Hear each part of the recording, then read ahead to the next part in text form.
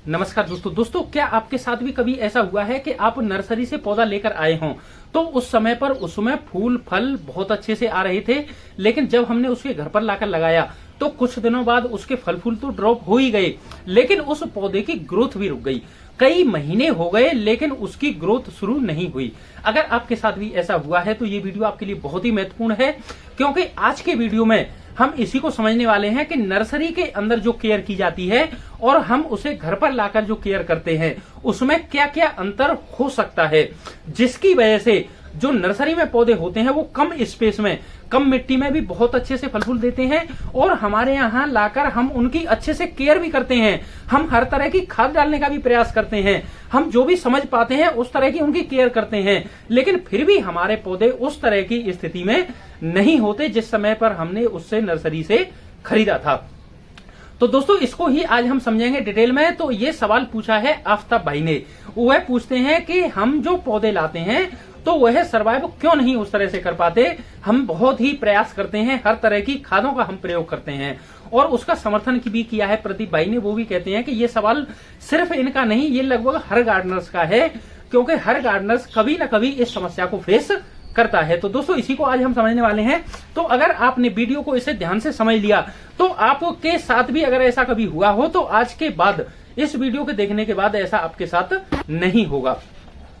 तो पहले हम समझते हैं कि जो केयर की जाती है उसमें अंतर क्या होता है। तो देखिए नर्सरी, इसके 4 कारण हो सकते हैं इसमें केयर करने के। हम जो केयर करते हैं और जो नर्सरी में जो केयर की जाती है उनके दोनों के अगर डिफरेंट की बात की जाए तो इसमें केयर करने के 4 कारण हो सकते हैं। अब वो कारण कौन कौन से हैं? तो पहला है आपका growth hormones regulator, growth regulator hormone, और दूसरा है आपका लिक्विड फर्टिलाइजर, तीसरा है आदर्श वातावरण और चौथा है रूट बाउंड तकनीक। लेकिन ये चारों चीजें हैं क्या, इसको डिटेल में आज हम समझते हैं। तो देखिए पहले हम थोड़ा जो टफ चीजें हैं उनको बाद में समझेंगे, पहले हम इधर से समझते हैं। ये है रूट बाउंड तकनीक। तो ये रूट बाउंड तकनीक क्या होती है, इसका क्या सिस्टम है? तो देखिए रूट बाउंड तकनीक एक नेचुरल प्रोसेस है। इसको ऐसे समझ सकते हैं आप कि पौधे का जो नेचर होता है उस पौधे के नेचर को समझकर हम इस तकनीक का उपयोग करते हैं। अब कैसे? तो देखिए नर्सरी में जब छोटे पॉली बैग में आपने पौधा देखा होगा कि छोटे पॉली बैग में वह पौधे लगाते हैं। अब छोटे पॉली बैग में क्या होता है कि उसमें मिट्टी कम होती है, स्पेस कम होता है, तो उसमें जड़ें क्या करती हैं कि उसमें जब जड़ें बढ़ती हैं तो उनको फैलने की जगह नहीं मिलती और वह चारों तरफ उसमें गोल गोल घूमने लगती हैं। तो उससे क्या होता है कि पौधा को लगता है कि अब मेरे लिए आगे स्पेस नहीं है फैलने के लिए, तो उसे ऐसा लगता है कि मैं अब ज्यादा दिनों तक जिंदा नहीं रह पाऊंगा। तो वह क्या करता है कि अपने वंश को बचाने के लिए, अपनी प्रजाति को आगे बचाने के लिए वह फल फूल बनाता है। जब फल फूल बनाएगा तो उसमें जो बीज बनेंगे, तो बीज बनने से उसके प्रजाति उसकी आगे बढ़ेगी, पौधे और ज्यादा उगेंगे। तो इस तरह का एक ये स्ट्रेस होता है। तो ये तकनीक एक ऐसी है कि जो नर्सरी में बहुत अच्छे से काम करती है, क्योंकि उनके पास मिट्टी का स्पेस बहुत कम होता है, पॉली बैग में होते हैं, तो उसमें अगर ज्यादा से भी दिन हुए तो पौधे की रूट बाउंड होती है, रूट बाउंड होने से उसमें फल फूल आने लगते हैं।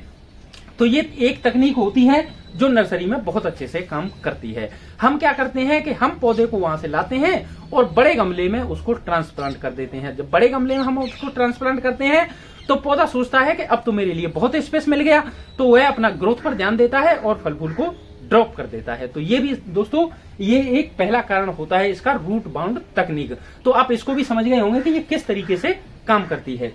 अब दूसरा है आदर्श वातावरण। अब आदर्श वातावरण क्या है? तो आप नर्सरी में गए होंगे तो आपने देखा होगा कि काफी सारे पौधे, उनके हजारों की संख्या में पौधे और एक ही सेंटर में पास पास सटे हुए रखे रहते हैं।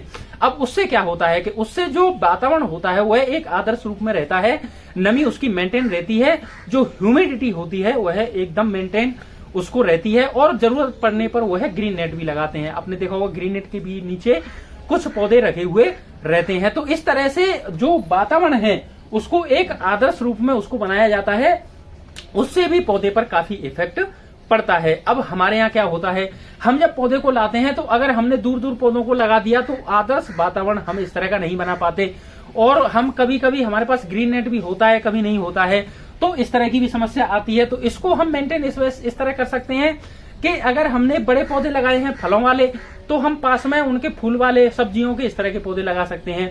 तो एक जब पास पास हम पौधों को क्रिएट करते हैं तो उससे एक आदर्श वातावरण बनता है, एक नमी उसकी मेंटेन होती है, तो उससे भी पौधे हमारे अच्छे से ग्रोथ करते हैं। यह भी एक कारण होता है। अब तीसरा है दोस्तों लिक्विड फर्टिलाइजर। तो लिक्विड फर्टिलाइजर में ऐसा क्या है, लिक्विड फर्टिलाइजर तो हम भी उपयोग करते हैं, जैसे हम केले के छिलके का लिक्विड बनाते हैं, प्याज के छिलके के लिक्विड बना के हम उपयोग करते हैं समय समय पर। उसमें ऐसा क्या है, तो उसमें देखिए, जब आपने देखा होगा कि नर्सरी में हमारे यहाँ 2 4 10 20 पौधे होते हैं, तो हम उसमें केले के छिलके का, प्याज के छिलके का इस तरह का लिक्विड बनाकर हम उसमें डाल देते हैं। लेकिन नर्सरी में हजारों की संख्या में पौधे होते हैं, तो वह कहां तक उसमें केले के छिलके और प्याज के छिलकों को ढूंढते रहेंगे।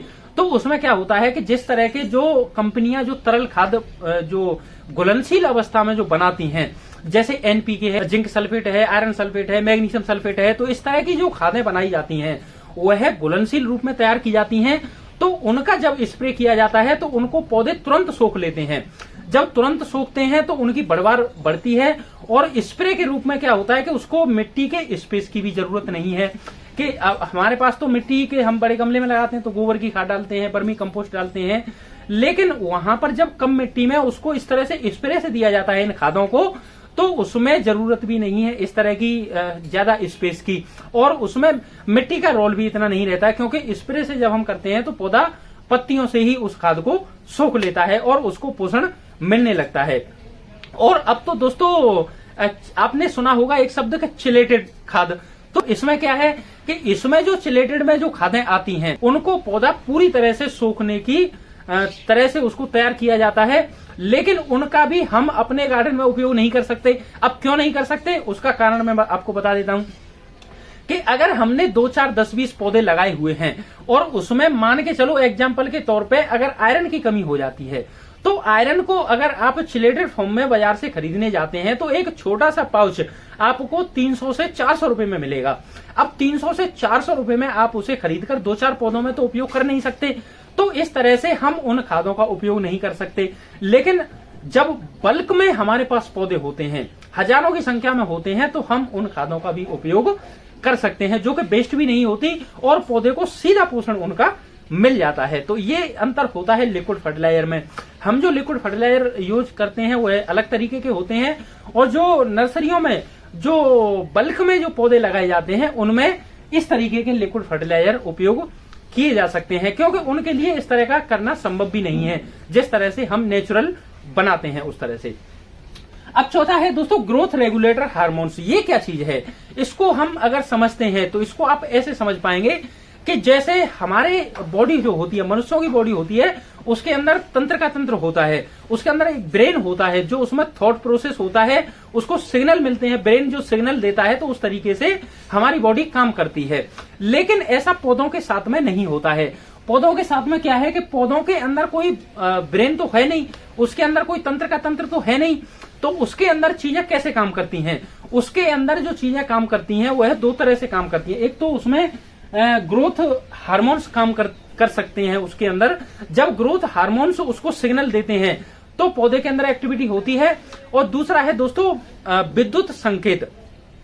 विद्युत संकेत जब पौधे को मिलते हैं तो उससे भी उसके अंदर एक्टिविटी शुरू होती है। तो इस तरह से उसके अंदर पौधे के अंदर काम चलता है। इसको अगर आप और साधारण तरह से समझना चाहें तो आप ऐसे समझ सकते हैं कि जैसे पौधा एक फैक्ट्री है और हार्मोन्स एक उसका मैनेजर है जो उसको संकेत देता है कि अब समय आ गया है, आप फल फूल बनाओ और उसकी शाखाएं अपनी बढ़ाओ। इस तरह से जब हार्मोन्स का उस पर स्प्रे किया जाता है, अब हार्मोन्स में जैसे ऑक्सिन है, साइटोकाइनिन है, जिब्रेलिन है, तो इस तरह के जो हार्मोन्स होते हैं, जो ग्रोथ हार्मोन्स होते हैं, उनका जब हम स्प्रे करते हैं तो वो क्या करते हैं कि पौधे की जो टाइमलाइन होती है, जैसे पौधे की जो मैच्योरिटी अवस्था होती है, एक जो उसकी ग्रोथ पीरियड होता है, तो जब छोटा पौधा है, मान के चलो 1 साल का पौधा है, तो उसकी अभी अवस्था ग्रोथ करने की है। लेकिन अगर उस पर हार्मोन्स का स्प्रे किया जाएगा तो उसको एक सिग्नल मिलेगा पौधे को कि फल फूल आने का समय आ गया है, तो उसकी जो टाइम है उसका जो चल रहा है उसको चकमा दिया जाता है।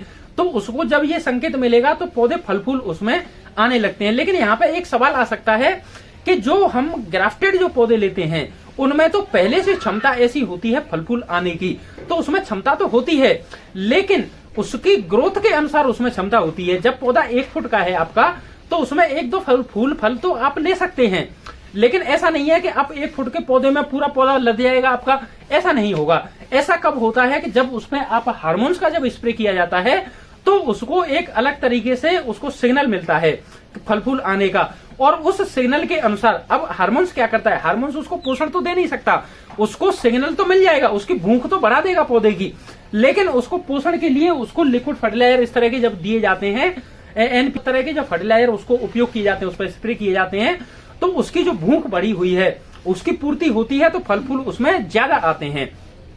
उस तरीके से विकसित किया हुआ पौधा, उसमें नर्सरी में तो उस तरह की केयर की जा सकती है। वैसे मैं ये भी नहीं कहूंगा कि हर नर्सरी इस तरह का जो है उपयोग करती हैं, कुछ नर्सरियां कर सकती हैं जो अपना हाई लेवल पर करना चाहती हो, या समझ होती है। दोस्तों देखिए, हर इंसान की अलग अलग समझ होती है। हमारी समझ ये है कि हम चाहते हैं कि पौधा जो है एक उसकी टाइमलाइन के हिसाब से जो नेचुरल तरीके से वह बढ़ता रहे, और समय आने पर उसमें फल फूल भी आए। लेकिन अब समस्या ये भी रहती है कि जब हम खरीदने जाते हैं तो ऐसे पौधे ज्यादा आकर्षित करते हैं, वह जल्दी बिकते हैं, तो इस वजह से भी लोग उसका उपयोग कर सकते हैं, क्योंकि उन्हें पता है कि इस तरह के पौधे जल्दी बिक जाते हैं। अब समस्या उसमें आगे ये आती है कि उस तरह के पौधे अगर हम ले आते हैं, अब आप देखिए, अब आप समझ गए होंगे कि इस तरह से अगर इन चारों चीजों को मेंटेन करके, और इसमें 2 तो ये इसमें नेचुरल है, लेकिन ये 2 थोड़ा टफ है हमारे लिए, जो हम गार्डन में उपयोग करते हैं वो हम इस तरह का नहीं कर सकते। और आपने देखा होगा, ऐसा भी नहीं है कि हार्मोन्स का उपयोग हम नहीं करते, हम हार्मोन्स का उपयोग करते हैं, लेकिन जरूरत के अनुसार। जब हम जैसे हम कोई कटाई लगाते हैं तो हम उसमें रूटिंग हार्मोन्स का उपयोग करते हैं। अब बिना रूटिंग हार्मोन्स के उसमें जड़ें निकलती हैं, हम नेचुरल भी करते हैं, एलोवेरा, हल्दी पाउडर इस तरह से, लेकिन अगर हम उसमें हार्मोन्स का उपयोग करते हैं तो उसकी जड़ें जल्दी निकलती हैं। अब हार्मोन्स क्या है कि उसमें ऑक्सिन जैसे हार्मोन्स का उपयोग किया जाता है रूटिंग हार्मोन्स में, तो उसमें क्या है कि ऑक्सिन हार्मोन जो होता है वह जड़ों को प्रेरित करता है, उसको पौधे को कि आप जड़ें निकालो, टाइम आ गया है। तो इस तरह से हम उनका हार्मोन्स का भी उपयोग करते हैं, तो उससे उसकी जड़ें जल्दी निकलती हैं। तो इस तरह से जरूरत के अनुसार उसका उपयोग किया जाता है। इस तरह से हम जो हार्मोन्स होते हैं उनका हम जैसे अंगूर के पौधे में उपयोग किया जाता है, कभी कभी फल के साइज को बड़ा करने में, उसके ज्यादा गुच्छे आने में। अगर आपकी अंगूर की बेल पुरानी लगी हुई है और उसमें फ्रूटिंग कम होती है, तो उसके फल के साइज को बड़ा करने के लिए, गुच्छेदार फल आने के लिए आप हार्मोन्स का उपयोग कर सकते हैं। तो इस तरह से समय समय पर उसका उपयोग कम मात्रा में करना तो ठीक है, लेकिन पौधे की जो टाइमलाइन है उसको चकमा देना, तो उस तरीके से हम चाहते हैं कि ऐसा नहीं होना चाहिए, लेकिन हर इंसान की अलग अलग समझ होती है। तो अब आप समझ गए होंगे। अब हमारे यहाँ जो समस्या रहती है, अब हम जो पौधे को घर लाते हैं तो हम इस तरह की केयर कर नहीं पाते, तो हमारे पौधे उस तरह से नहीं चल पाते। अगर जो पौधा हम लाए और वह इस तरह तकनीक से उसको तैयार किया गया है, तो वह पौधा हमारे यहाँ ग्रोथ नहीं करेगा। क्यों नहीं करेगा?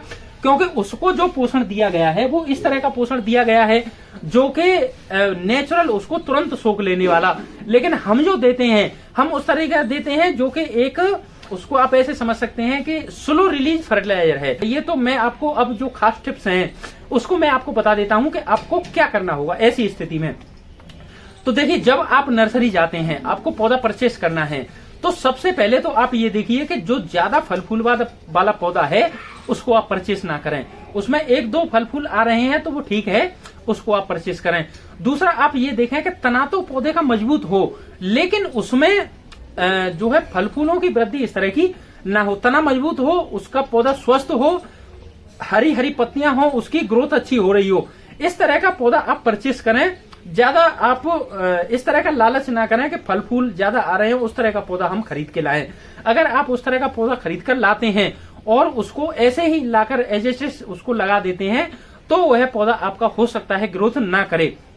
तो उसमें आपको ये ध्यान देना होगा कि अगर आपने ऐसा पौधा परचेस कर लिया है और उसको लगा दिया है, तो आपको सबसे पहला काम ये करना है कि उसके फल फूल को ड्रॉप कर देना है। बिना लालच किए आप उसके फल फूल को हटा दीजिए, आप उसको नेचुरल ग्रोथ करने दीजिए। जिस तरह हमने, अगर आप हमारी रेगुलर वीडियो देखते हैं तो पिछले वीडियो में हमने नेचुरल भट्टी खाद बनाया था। तो इस तरह का खाद अगर आप बनाकर उपयोग करते हैं तो आपका पौधा ग्रोथ भी करेगा और अच्छे से उसको सर्वाइव भी करेगा, उसकी ग्रीनरी भी रहेगी और पौधा अच्छे से चलेगा आपका। उसमें आपको फल फूल हटा देने हैं। और इस तरह का अगर पौधा आपने ले लिया है और पौधा आप परचेस कर रहे हैं, तो आप इन चीजों का ध्यान रखें कि आप पौधे की थोड़ी ग्रोथ पर ध्यान दें, उसके तने की मजबूती पर ध्यान दें, इस तरह का आप ध्यान दें, उसमें कीट रोग ना हो। आप ज्यादा फल फूल उस तरह के जो है ग्रोथ पर जो फल फूल आ रहे हैं उस तरह का पौधा आप ना खरीदें। तो दोस्तों आप आसानी से समझ पाए होंगे कि हमारे जो केयर करने में और नर्सरी में जो केयर की जाती है उसमें क्या क्या अंतर हो सकता है। दोस्तों कुछ नर्सरियों के लिए भी ऐसा है कि वो भी उस तरीके से करती हैं कि उनका पौधा उन्हें बेचना भी होता है और हमें पौधा बढ़ाना होता है। तो बेचने के लिए तो देखो, जब पौधा आकर्षण लगेगा, कोई चीज बिजनेस का सीधा फंडा है कि जब चीज आकर्षण लगती है तभी वो बिकती है। मंडी में भी जब आप किसान हैं और अगर आप सब्जियां वगैरह लेके जाते हैं तो जो चीज आकर्षण लगती है वह जल्दी बिकती है। तो इस वजह से भी वो लोग इस तरह की चीजें हो सकती है अपना सकते हो, लेकिन आपको जो केयर करनी है वह अलग तरीके से करनी होती है। और अलग तरीके से उस तरीके से करेंगे तो आप इसमें सबसे मेन चीज ये आ जाती है कि आपको थोड़ा पेशेंस रखना है, क्योंकि गार्डन पेशेंस का ही दूसरा नाम है। अगर आप थोड़ा ये समझेंगे कि नहीं नर्सरी जैसी हमें रिजल्ट मिले, तो ऐसा नहीं मिलेगा। तो आफ्ताब भाई को ये उनके सवालों का जवाब आसानी से मिल गया होगा, आप समझ पाए होंगे कि आप ये प्रयास ना करें कि कम स्पेस में हम नर्सरी जैसा ग्रोथ करें। देखिए उनको पौधा बेचना है और वह कुछ समय के लिए तो ठीक हो सकता है, लेकिन आप अगर रेगुलर अपने पौधों को अच्छे से ग्रोथ कराना चाहते हैं तो आप अपना ऑर्गेनिक तरीके से, अपना नेचुरल तरीके से उसे बढ़ने दीजिए। जब समय आएगा तो उसमें फल फूल भी आएंगे। तो इस तरह से दोस्तों केयर कर सकते हैं। तो अगर आपको ये वीडियो अच्छा लगा हो तो इसे लाइक और शेयर करें। और अगर आपके कोई सुझाव हैं जो मुझसे कुछ छूट गया हो, आप बताना चाहते हैं, तो आप कमेंट बॉक्स में बता सकते हैं, जिससे कि हम एक दूसरे से सीखते हुए अपनी गार्डनिंग जर्नी को बेहतर बना सकें। तो आज के लिए बस इतना ही। पूरा वीडियो देखने के लिए आपका बहुत बहुत धन्यवाद।